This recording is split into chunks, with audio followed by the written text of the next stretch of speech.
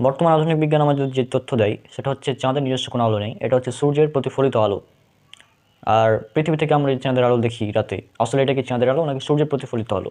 এটা আসলে সূর্যের প্রতিফলিত আলো। এখন আপনি যদি একটু খেয়াল করেন, আমরা কিন্তু চাঁদকে সবসময় বড়, মানে আমরা পূর্ণিমা রাতে যে চাঁদটা দেখতে পাই, সম্পূর্ণ চাঁদ, এটা কিন্তু আমরা সবসময় দেখতে পাই না।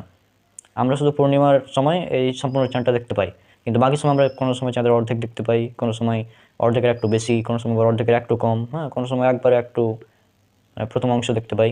তো এভাবে আমরা চাঁদের বিভিন্ন অংশ দেখতে পাই এবং এভাবে আমরা মাসের হিসাব করে থাকি। চাঁদের যদি নিজস্ব আলো থাকে তাহলে কেন আমরা পূর্ণ চাঁদ সবসময় দেখতে পাবো না?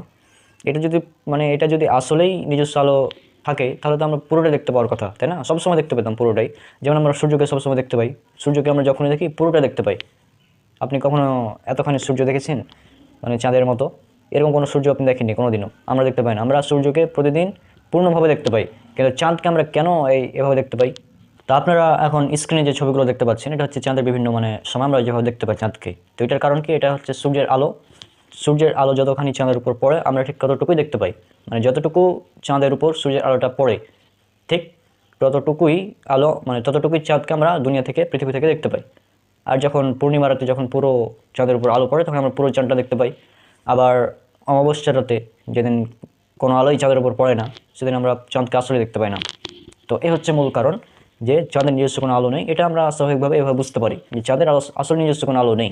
কিন্তু প্রাচীনকালে মানুষের ধারণা ছিল যে চাঁদের নিজস্ব আলো আছে। এমনকি এই চাঁদের নিজস্ব আলো নেই এটা রিসেন্ট আবিষ্কার হওয়া, এই 300-400 বছর আগে আবিষ্কার হওয়া, চাঁদের নিজস্ব আলো নেই। হ্যাঁ, কিন্তু পবিত্র কোরআন আজ থেকে 1400 বছর আগে এই ব্যাপারে স্পষ্ট তথ্য দিয়েছে। এটা আছে পবিত্র কোরআনে সূরা ফুরকান সূরা নম্বর 25 আয়াত নম্বর 61-তে, যে তিনি প্রদীপ ও আলো বিকিরণকারী চাঁদ সৃষ্টি করেছেন। প্রদীপ অর্থাৎ সূর্যকে বলা হচ্ছে, আর আলো বিকিরণকারী চাঁদকে বলা হচ্ছে।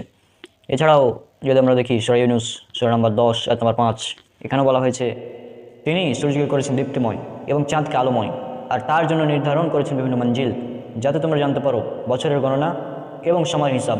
আল্লাহ এগুলো অবশ্যই যথার্থভাবে সৃষ্টি করেছেন। জ্ঞানী সম্প্রদায়ের জন্য তিনি আয়াতসমূহ বিস্তারিতভাবে বর্ণনা করেন। দেখুন সূরা ইউনূস সূরা নম্বর 10 আয়াত নম্বর 5, এখান থেকে একদম স্পষ্ট হয়ে যায় যে চাঁদের নিজস্ব কোনো আলো নেই। চাঁদ আলোময় হয়, মানে সূর্য হচ্ছে দীপ্তিময়, সূর্যের থেকে আলো নিয়ে চাঁদ আলোময় হয়। আর আপনারা দেখবেন চাঁদের ব্যাপারে যতগুলো শব্দ ব্যবহার করেছে কোরআনে, হ্যাঁ, মুনির, তারপর মানে বরড, নূর, বা বরড আলো, বিভিন্নভাবে এই বরড লাইট, বিভিন্নভাবে চাঁদের আলোকে উল্লেখ করা হয়েছে। কিন্তু সূর্যের আলোকে উল্লেখ করা হয়েছে দীপ্তিময়, হ্যাঁ, তারপর সিরাজ, ওয়াহাজ, এগুলো। অর্থাৎ সূর্যের ক্ষেত্রে যে শব্দগুলো ব্যবহার করা হয়েছে সেগুলোকে বোঝায় যে সে নিজেই আলোকিত হতে পারে, অর্থাৎ নিজেই তার মধ্যে আলো রয়েছে আর কি। কিন্তু চাঁদের ব্যাপারে চাঁদের নিজস্ব কোনো আলো নেই, এই জন্য তাকে আলোময়, হ্যাঁ, আলো বিকিরণকারী এ ধরনের বলা হয়েছে। আলো বিকিরণকারী মানে কি? চাঁদের উপর আলো পড়ে, এটা চাঁদের উপর আলো পড়ে, আলোটা বিকৃত হয়, তার প্রতিফলিত হয় আলো।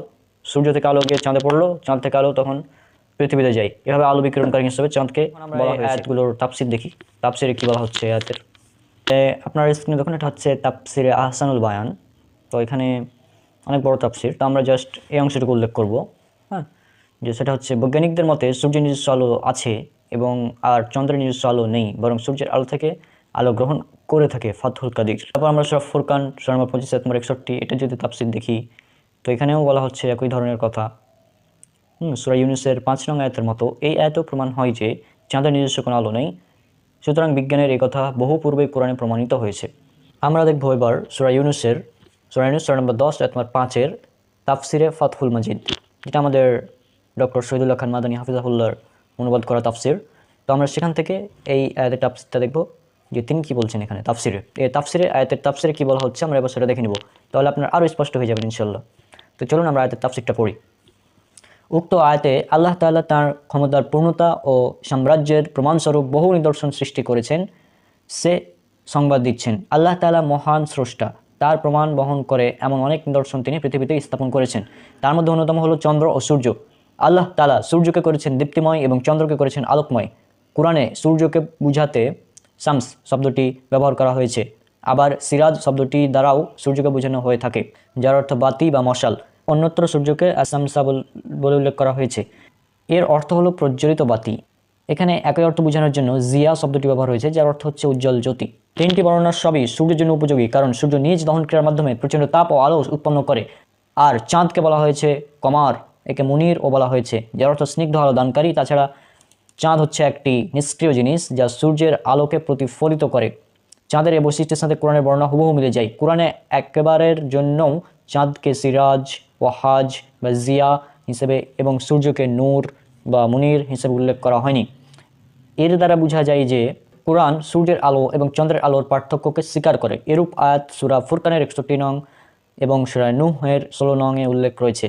সুতরাং চাঁদের আলো প্রতিফলিত আলো, যা বর্তমান বিজ্ঞান প্রমাণ করেছে, অথচ কোরআন তা 1400 বছর আগে প্রমাণ করেছে। তাহলে আয়াতের তাফসির থেকেও আপনারা বুঝতে পেরেছেন যে চাঁদের আলো এটা নিজস্ব কোনো আলো নয়, আর এটা আমার নিজস্ব কোনো ব্যাখ্যাও নয়। অনেকেই বলে যে ব্রাদার রওনাক সে কোরআনের অবব্যাখ্যা করে, জাকির নায়েকের মুরিদ, তারপর আরও অনেক এ ধরনের কথা বলে আমাকে। এ ধরনের অনেক সমালোচনা হয়েছে এই কোরআন অ্যান্ড মডার্ন সায়েন্স নিয়ে আলোচনা করতে গিয়ে। তো এখন তাদেরকে বলছি যে এখন তোমরা ডক্টর শহীদুল্লাহ খান মাদানী হাফিজাহুল্লাহ যে তাফসির ফাতুল মাজিদ, এটাকে গিয়ে রদ করো। হ্যাঁ, এটাকে গিয়ে তার বিরুদ্ধে বলো, যদি বুকে দম থাকে তার বিরুদ্ধে গিয়ে বলো। হ্যাঁ, কোরআন অ্যান্ড মডার্ন সায়েন্সের আমার যতগুলো আলোচনা আছে সেটা আমার নিজস্ব কোনো মত না, সেটা কোনো না কোনোভাবে প্রমাণিত। কেউ না কেউ তো এর পক্ষে আছেই। আমার যেসব ভিডিও আছে কোরআন অ্যান্ড মডার্ন সায়েন্সের, এগুলো কোনোটাই কোরআনের তাফসিরের বিরুদ্ধে যাবে না। এবং কোরআন তো স্পষ্ট, আমরা যখন কোরআন থেকে স্পষ্ট বুঝতে পারি না তখন আমরা তাফসিরের সাহায্য নিই। কিন্তু যারা তাফসির ছাড়া কিছু মানবে না, যে না বিজ্ঞান আমরা বুঝি না, বিজ্ঞান মানি না, তারা কোরআনের তাফসির থেকে পড়বে। এখন বলবে তারা কি জানেন, এখন বলবে তাফসির ফাতুল মাজিদ এটা গ্রহণযোগ্য নয়। হ্যাঁ, এভাবে তারা বলবে। তো যাই হোক, এগুলো দেখে লাভ নেই। কোরআনে বলা হয়েছে চাঁদের নিজস্ব কোনো আলো নেই, এবং এটা একদম স্পষ্ট সত্য। আমরা দুনিয়া থেকে বুঝতে পারি যে চাঁদের নিজস্ব কোনো আলো নেই, কারণ চাঁদের যদি নিজস্ব আলো থাকতো তাহলে আমরা সবসময় পূর্ণ চাঁদ দেখতে পেতাম। এটা একদম লজিক্যাল কথা। আশা করছি আজকের এই ভিডিওর মাধ্যমে আপনারা জানতে পেরেছেন যে চাঁদের নিজস্ব কোনো আলো নেই। এটা কোরআনে অনেক আগে থেকেই বলা ছিল, এবং স্পষ্ট হবে যে চাঁদ আলো বিকিরণ করে, মানে এটা দ্বারা আলো প্রতিফলিত হয়, এভাবে বলা হয়েছে। হ্যাঁ, একদম স্পষ্ট হবে। তো আজ থেকে 1400 বছর আগে কোরআন মাজিদে এই তথ্য কে দিতে পারে? যিনি এই চন্দ্রের স্রষ্টা, যিনি সূর্যের স্রষ্টা, তিনি দিতে পারেন। কারণ আয়াতগুলো এভাবে বলা হয়েছে, তিনি সৃষ্টি করেছেন চন্দ্র ও সূর্য। তারপরে বলা হয়েছে যে তিনি চাঁদকে করেছেন আলোময় বা আলো বিকিরণকারী। তো আশা করছি আপনারা স্পষ্টভাবে বিষয়টি বুঝতে পেরেছেন।